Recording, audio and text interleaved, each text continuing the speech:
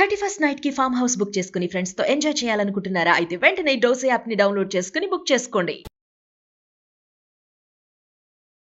నమస్తే రమగారు. నమస్తే జయ. రమగారు, ఏదైనా ఒక మంచి కథ చెప్తారా? పూర్వం ఒక పల్లెటూరులో చేత్ సింగ్ అని ఒక ఆయన, ఇదే పేరు, జరిగిన కథే అనమాట ఇది. ఎప్పటిదో ఒక రైతు ఉండేవాడు. ఆయన చాలా భక్తి విశ్వాసాలు కలిగినవాడు. ఏదైనా ఒక మొక్క మొలిచి, ఒక పువ్వు వచ్చి, ఒక కాయ వచ్చి, ఒక పండి, అది మళ్ళీ మొక్క మలవడానికి భగవంతుడే కారణమని అతను నమ్మేవాడు చాలా గట్టిగా. మన వల్ల ఏం చేయాలి, ప్రకృతిని గమనించుకుంటూ ఏ పరిస్థితుల్లో ఏ పని చేయాలో ఆ పని చేస్తూ ఉండాలి. దాన్ని వృద్ధి చేసే సహాయం భగవంతుడే చేస్తాడు. అలాంటి భావాలు ఉండేవి. ఇవి పురాతన భావాలు కదా. మనం ఏమనుకుంటాం, అన్నీ మనతోటే అవుతాయి అనుకుంటాం. అవును, మనం మంచి గింజ పెట్టాం, టైంకి నీళ్ళు ఇచ్చాం, ఫర్టిలైజర్ ఇచ్చాం, అదేదో ఇచ్చాం, ఇదంతా మనమే చేస్తాం అనుకుంటాం. కానీ దీంట్లో భగవంతుడి హస్తం ఉందని మనం నమ్మం. ఏదైనా పోయిందనుకో, దేవుడు నాకు అన్యాయం చేశాడు అనుకుంటాం. కరెక్ట్ అండి. ఎప్పుడు అంతే. మిగిలినవన్నీ ప్లానింగ్ అంతా మంది. నేను అట్లా చేశాను, నేను ఇట్లా చేశాను, నాకు అది తెలుసు, ఇది తెలుసు, చిన్నప్పటి నుంచి ఇంతే నేను, అలాంటివి బోల్డ్ అని చెప్తాం. నాకు తెలుసు. మంచి జరిగితే అది మన గొప్పతనం. ఆ. ఎక్కడైనా తేడా జరిగితే అది దేవుడు పక్కన వాళ్ళు దుర్మార్గుడు. కానీ దేవుడు కానీ దేవుడు దుర్మార్గుడు. పక్కన వాళ్ళ మీద కూడా తోసేస్తా ఉంటారు రమగారు. అది చాలా మంది చూసేస్తాం. వాడి వల్ల ఇలా జరిగింది, వీళ్ళ ఇప్పుడు వల్ల ఇలా దైవం జరిగింది. వల్ల జరిగింది అనుకో, సడన్ గా పెద్ద పెద్ద వానలు అవి ఇవి వచ్చేసాయి, సడన్ గా ఫ్లడ్స్ వస్తాయి, సునామీలు వచ్చాయి, అప్పుడు భూకంపాలు వస్తాయి. ఇవన్నీ భగవంతుని వల్ల కదా, యాక్ట్ ఆఫ్ గాడ్, భగవంతుని వల్ల అవుతాయి. మనం అదే కదా అనుకుంటాం. అవును, ప్రకృతి వైపరీత్యాలన్నీ భగవంతుడి వల్ల జరిగాయి అనుకుంటాం.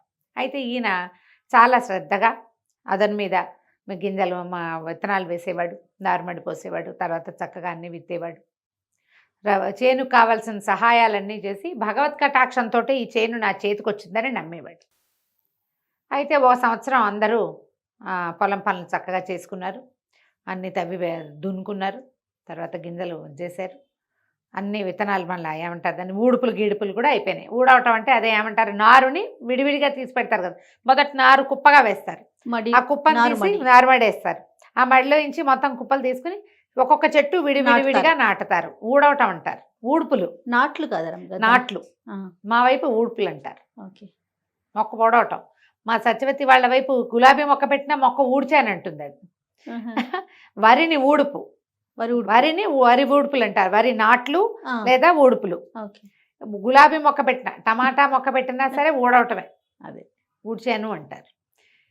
ఈ ఊడుపు కాదనమాట, దాన్ని వేళ్ళు ఊనుకునేలాగా చేయటం అనమాట ఊడుపు. అయితే ఏమైంది, ఆ సంవత్సరము వర్షాలు పడల, క్రమంగా తేమ లేక, పైనుంచి నీళ్లు రాక, వర్షాధారమే ఆ ప్రాంతం అంతా, పంటలు రాల. సరే ఏం చేశారు, జనమంతా జాగ్రత్త పడ్డారు. ముందు సంవత్సరం ఒడ్లే విసురున వాడేయకుండా కొంచెం జాగ్రత్త చేసుకున్నారు. ఏమిటో రెండో పంటకు కూడా వాన రాలేదు. రాకపోయేసరికల్లా జనాలు బెదిరిపోయారు. జ్యోతిష్కుల్ని, కార్తాంతికుల్ని, వాళ్ళని వీళ్ళని, ఖగోళ శాస్త్రజ్ఞుల్ని, కొంతమంది భూతత్వాన్ని గ్రహించే వాళ్ళని అందరితోటి మాట్లాడించి ఏం తెలుసుకున్నారంటే, మనకి కరువు రాబోతోంది, క్షామం వచ్చేసింది ఇక్కడ, అంటే నీరు లేదు, వాన రాదు.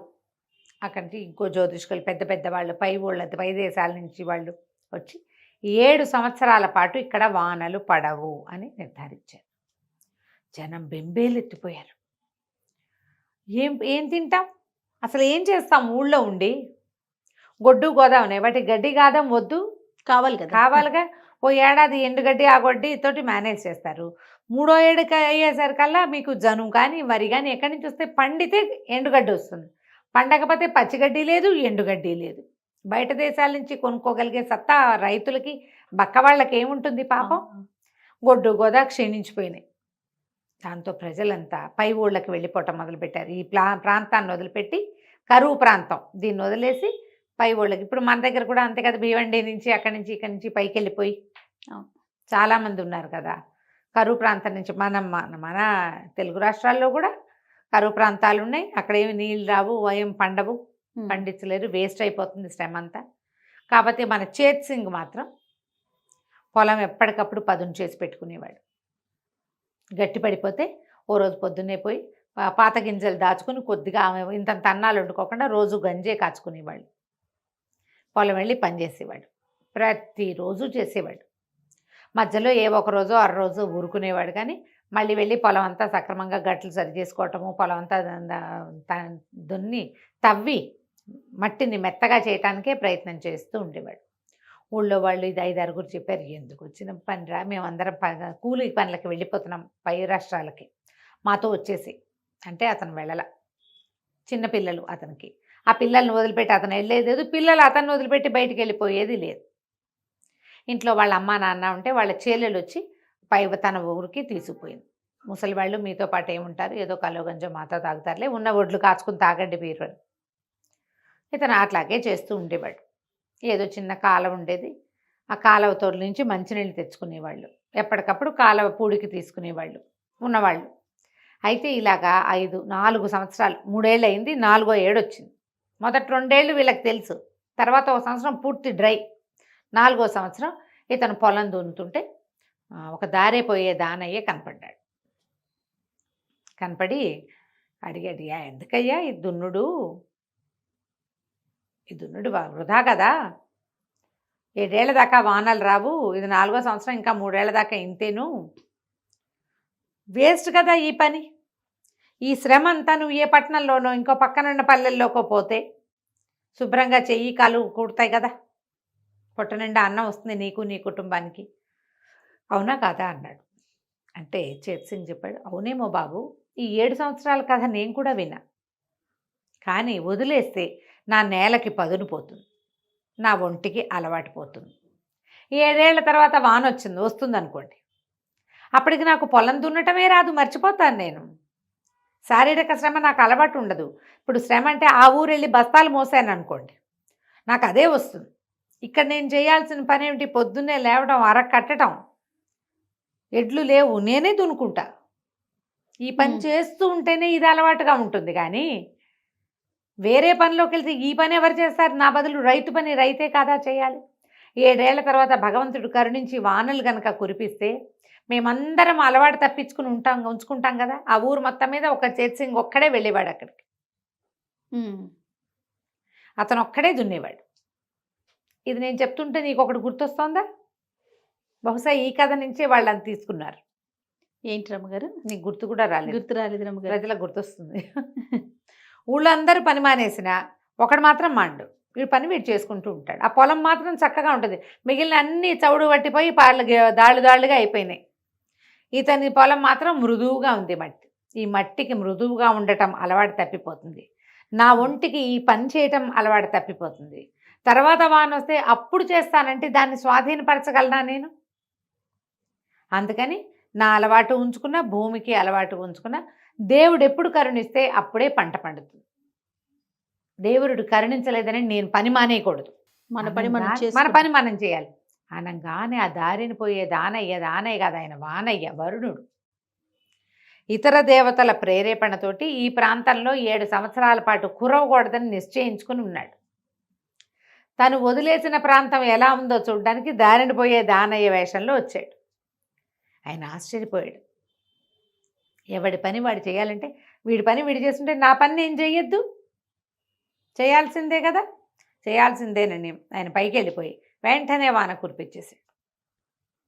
ఏ సీజన్లోనూ వాన పడకుండా లేదట ఆ రాష్ట్రంలో. ఇక అక్కడి నుంచి వాన పడేసరికల్లా పదును మీద ఉంది ఇతనికి పొలం, ఆల్రెడీ తవ్వి పెట్టి ఉన్నాడుగా.